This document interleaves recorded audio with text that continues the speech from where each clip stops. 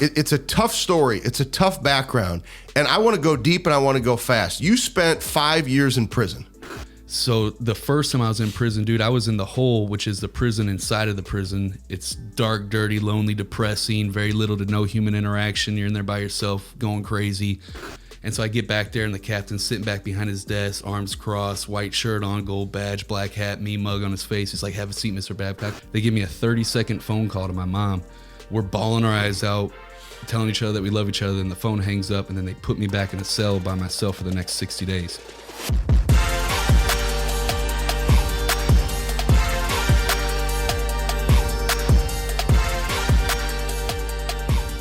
Welcome back to another episode of The Burn. I am Ben Newman, and you know every single week we're going to bring you stories, celebrities, entertainers, entrepreneurs, people who have stayed connected to what internally drives them to light their why and their purpose on fire that then causes them to take the necessary action every single day to be great.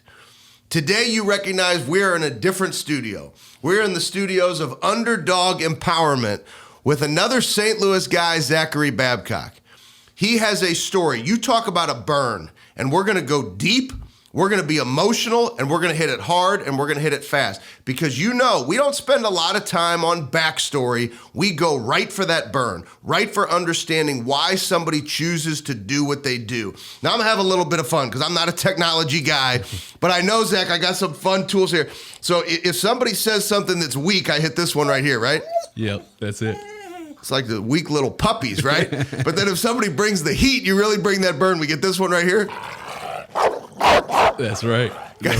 Got those dogs barking. So I don't know how much I'm going to hit it, but man, I appreciate the opportunity to come and see you. It's one of the things that I love about the burn is that I love getting on the road, right? Today's easy for me. I just had to go down the road to come see you because you're a St. Louis guy, born and raised just like me.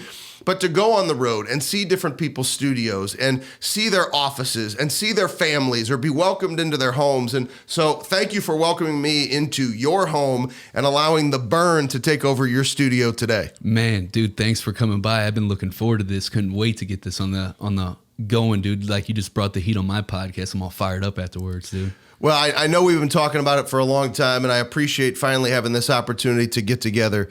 We're going to talk about some of the celebrities, the entertainers, the athletes. One of the things that I love about you is that you made a conscious choice. I am going to have a podcast, and I'm going to get anybody and everybody, right? And you will beat down doors to have interviews. And I encourage everybody, you better go check out Underdog Empowerment. You better go check out Zachary Babcock because it is the real deal. Some of the stories, and that's why you got the dogs barking, because you go for the real stories of what drives people.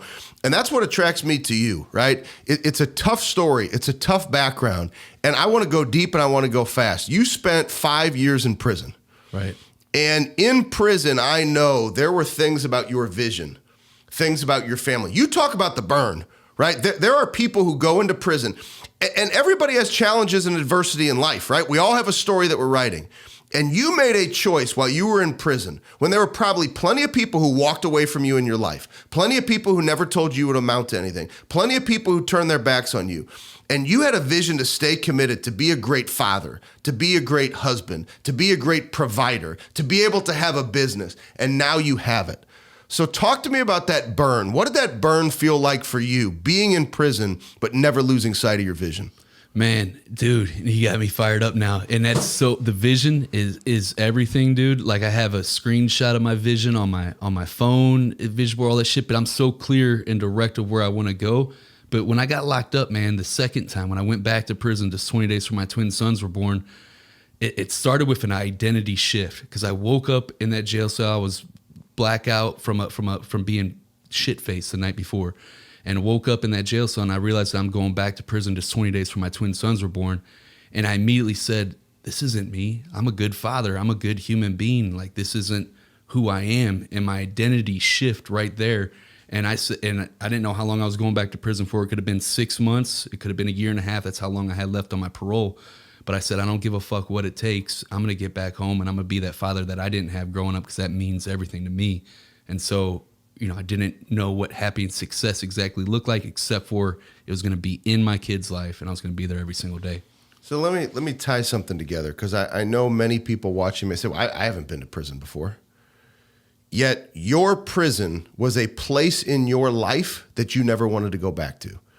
And I think for everybody listening, you're either there right now, it's the job that you don't want. You don't understand, why am I here at this job? Why is this going on with my family? We've all been to that place where we question, why is this happening to me? Why me right now, right? Which you could have done. But if I'm hearing you correctly, you said, I had clarity of vision. I will not go back here. I'm here. There's nothing you could do about it, right? You had to own it as a man. I'm here, but I will not come back here. And you haven't. But there was this burn inside of you that said, I will have clarity of a vision. And one of the things you shared with me, which I thought was unbelievable, is you just signed up to coach your kids' football team. You grew up playing football, banging heads, which I like, but you grew up playing football. And part of your vision was, I'm going to coach my kids in football. I'm going to watch my kids play football. And you just signed your kids up for the Wentzville Wildcats. Yeah, buddy. And you're going to be the head coach for these kids' football team. So how did that happen? How many times did you sit in that cell, right? And we're being real here. Did you sit in that cell going, man, like, could this not happen? How many times did the doubts creep in? And then how important was that burn and that vision for you to say, I'm getting out of here and I will change? Yeah, dude. Like it was a wrap when I went back the second time I woke up. Like that was it. But I like to kind of rewind it back to the first time I was in prison, dude. I'm going to keep it real short, but is it okay if I give kind of a long-winded? So the first time I was in prison, dude, I was in the hole, which is the prison inside of the prison. It's dark, dirty, lonely, depressing, very little to no human interaction. You're in there by yourself, going crazy. And I'm in there for a tattoo violation because I got some tattoos. Being a knucklehead, I was 21 at the time. Still rebel. I didn't do none of the self-help shit back then. I was still trying to fit in with the cool kids of what I thought was cool back then. Long story short, I get called back to the captain's office. I'm thinking that they're trying to get me to tell on somebody for something that I hadn't got caught for yet, or somebody told on me. Either way, I was like, dude, I'm not saying shit. And so I get back there, and the captain's sitting back behind his desk, arms crossed, white shirt on, gold badge, black hat, me mug on his face. He's like, have a seat, Mr. Babcock. I'm like, dude, what for, dude? You got me for 2 months down here, then you got to put me back on the main yard. And he's like, how long you been locked up? And I'm like, dude, 2 years. And he's like, it's nothing good when you come back to the captain's office. I was like, dude, I don't give a fuck. Put me back in my cell. I don't have shit to say. And he's like, we got a call from your mom over the weekend, and she let us know that she had to break into the bathroom at home and found your sister dead on the floor with a needle in her arm. And last thing that I was expecting in that moment, dude. But I was so blessed to go through this. I mean this, dude, because this right here is like one of the greatest lessons I ever learned in my life. So I get back, they give me a 30-second phone call to my mom. We're bawling our eyes out, telling each other that we love each other, and the phone hangs up, and then they put me back in a cell by myself for the next 60 days. And for the next 3 days, I'm literally going crazy, man. Like all this fucking crazy voices in my head, all the mean things that I ever said and did to my sister, the goodbye I never get to tell her, just eating at me. And I woke up on the third day, and I got really lucky. And I say this because I know what I did now, but I didn't know back then. I ended up reading it in a Tony Robbins book. But I asked myself this question. I said, what can I do right now to find happiness and peace? And it wasn't much because I was in this 8x10 cell, but it got me to realize that I could dominate my space. And I'm talking about, man, if you think OCD is fucking crazy, they don't have nothing on this. Like my toothpaste went back in the same spot every single day. I wiped my wall with one rag. I ripped up a towel and a bunch of mini rags. One rag for the wall, sink, toilet, sweep the floor with my bare hands, collected the dust mites. Like it was crazy. Worked out same time every single day, wrote all this crazy shit. And by the end of that 60 days, I found a peace of mind. I don't know if I've ever been more peaceful in my life right there in that prison cell. And what that taught me was two things, man. One, that life's going to throw shit at you that you just can't control, COVID, whatever. But I'm grateful because it prepared me for shit like this, because it taught me that I get to control how I respond to anything that happens to me. I always control the response to that. You know what I mean? Like I can't control COVID happening, but I could choose what I choose to do moving forward.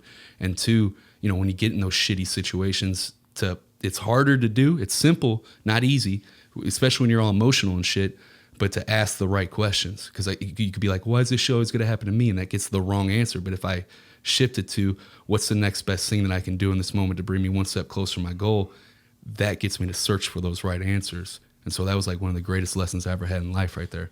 So this is interesting. I can now tie this together. I didn't know I was going to be able to do it from this answer, and that's extraordinary, the perspective that you found, right? That perspective, similar to the tough stuff I've been through in my life, gives me perspective. Oh, I can fight through that. So number one, you were given tremendous perspective, but also this relentless mindset to control your environment and dominate. It explains why you've gotten in front of all the people that you've gotten in front of. Because no's mean nothing to you. Right? No's are not going to stop you. And so with all of these individuals, the doors that you've beat down, the traveling you've done around the country, your commitment to sharing a message, which now there's individuals that you're helping and companies that your team works with. I know you've got your first ever mastermind down in Florida. You're going down to spend time with 11 clients, right? Think of where you've taken this to, because the perspective is, I've been through worse. Right? So if you tell me no, I'm going to keep moving.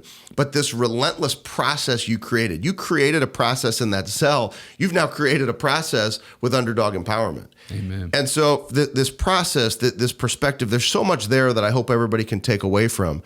But what I'd like to know from this perspective to keep fighting, from this process that you've built, who's the one individual that stands out the most? All these interviews that you've done, where you said, similar to that conversation with your mom, similar to those 3 days, that interview changed me? Man, dude, that's such a hard question because there's so many of them in different times. I feel like each one happened at the right time because it was like certain shit in my life. But man. Then give me the first time that you experienced what you were just referencing to.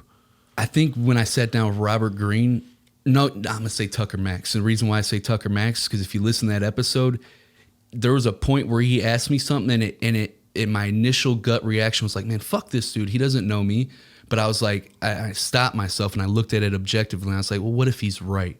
What if there is... What was the question? He was like, because I was telling him, I was talking about the interview that I had with Robert Greene and how we were talking about how the mother to son relationship, where if the mother spoils the son, not with material shit, like, but affectionately, like builds up his confidence, saying you can do anything you put your mind to and shit like that, where that the kid will generally be more confident than most men that don't have a mother like that.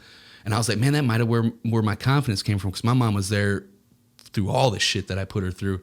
And so I was talking with Tucker and I was like, man, I had this confidence growing up, but then I didn't, and I was doing the drugs and shit before I went to prison. And he's like, wait a minute, you just contradicted yourself right there. He's like, you said you had this confidence, but you didn't. He's like, which one is it? Whatever. He's like, do you even know yourself? And I was like, initially I was like, man, fuck you, dude. I haven't walked in my shoes. But then I was like, man, maybe he is right. Maybe there's some shit in my past that I haven't really uncovered, some stones that I haven't unturned yet. And it really got me thinking, man. And it kind of spiraled off this whole thing of tapping into like studying like shit about your dark side, your shadow self, and incorporating it with the rest of your personality. But yeah, man, it threw me off. And I was just glad that I could stop and look objectively instead of trying to think that I always know the answer. See, that's like those truthful, transparent times where you have to get real with yourself, right? Yeah. And I think that's most people's natural response. Why did somebody say this? Why is somebody doing this to me? As opposed to saying, what part of the problem is me? Or what part of the issue is me? Or why do I respond the way that I do, and trying to find ways to get better? Amen. Share this with me to wrap things up. How important is it for somebody to understand their burn, to understand like that internal fire and that drive? Dude, I mean, you have to. And like, so I never made it past third grade because they said I had ADD, ADHD, ABCD, all that shit, right? You know what I'm saying? But it wasn't that I couldn't focus. It wasn't that I couldn't pay attention. It just, that was shit that I didn't have a burn for it, And in my first job at McDonald's, dude, I quit halfway through the shift. I pulled a Scarface off of Half Baked. I was like, fuck you, you're cool. Just because it wasn't me. I always thrived in shit where I could talk with people, sales jobs, door to door, selling meat off the back of a fucking pickup, retail, shit that I'm doing now where I can talk to people, figure out what it is that their problems are, what they want, and help them. Like, I love doing that shit.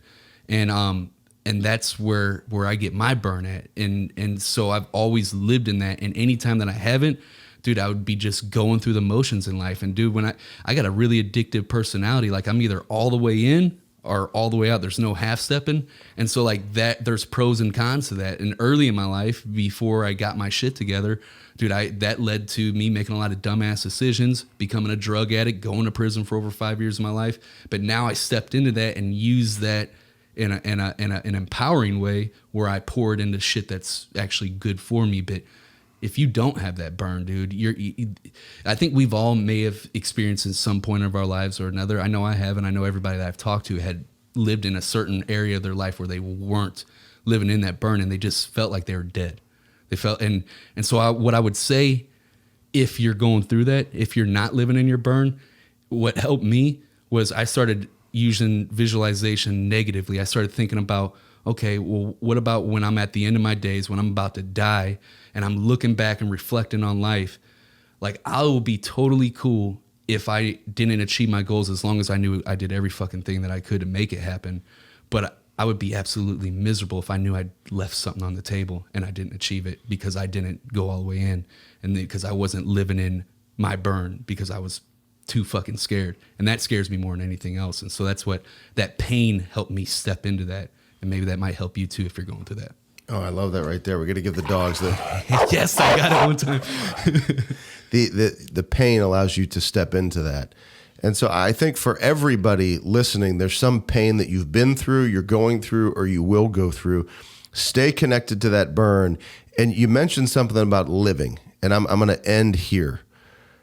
Now it makes so much more sense to me hearing all of your backstory, and it took us so long to get together. But, St. Louis guys have this fight, right? Regardless of what we've been through in our story, St. Louis, there's a fight to St. Louis people. And what I love about you is your fight. But where I know that you are living is definitely the football story, going to coach your kids because you've stayed connected to that burn. But I remember one of your Facebook or your Instagram posts, and I think it was also on your story, was you pushing your kids on their bikes. And I think about you pushing your kids on their bikes, and that, my friend, is you living. Amen. And I think all of us, we've got that challenge, we've got that fight, we've got that tough stuff. Just know that your opportunity to push your kids on their bikes, proverbially for you, what does that look like? For you to fight through your pain. Where you are right now is not the end of your story. Push through the pain. Allow Zach's story to be a story for you to realize when you stay connected to your burn, even when the most improbable odds are against you, you are in a cell, that there's a vision that can come true for you to push your kids on a bike, to do something someday that many people would say that you couldn't do, but you will. In order to get there, you got to stay connected to your burn. That's what we're here for every single week, to share stories, athletes, celebrities, entrepreneurs, people who have just continued to fight in their lives by staying connected to their burn. Stay connected to yours, and we'll see you next week.